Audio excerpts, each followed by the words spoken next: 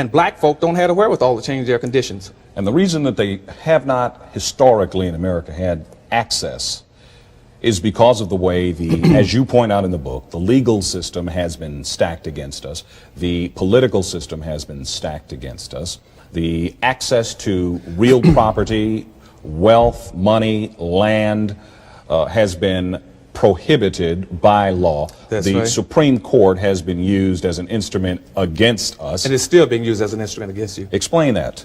Because initially, when the Constitution was written, all the Constitution did was picked up the old public policy that had already begun on black folk. When black folk first arrived in this country in 1619, there was approximately 20 blacks. By 1634, the Maryland colony came into existence. That time you had about 40, 45 blacks in the country. Mm-hmm. By 1638, something very profound happened, Darrell, that every black person in this country needs to understand. Something very, very profound. What happened in 1638? The Maryland colony put out its first public edict.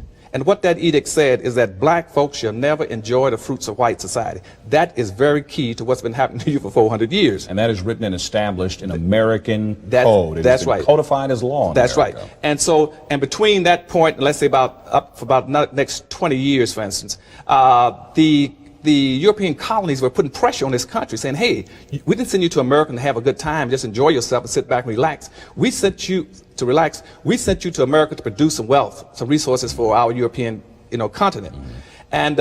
And most of the colonies were sending letters back saying, hey, we can't do anything in this country. We don't have the wherewithal. It would take us a lifetime to clear the forest, to move the bricks, to get rid of the snakes and rocks. Mm-hmm. And we need a labor force to do it. And at that point in time, the white society knew they had a need. So what happened, they brought together a very strong sense of community around that need and said, we got to find a way of resolving that problem. Mm-hmm. And they looked back at that public edict was put out in Maryland in 1638, which says black folks should never enjoy the fruits of white society, mm-hmm. and they expanded it. Right. So by 1664, 1665, every colony in the United States enacted a slave law that says black folks shall now constitute a subordinated, excluded, uncompensated, non-competitive, managed workforce for the personal comfort and wealth building of white society. And that became your public policy that remained in existence up until recent times. Why isn't that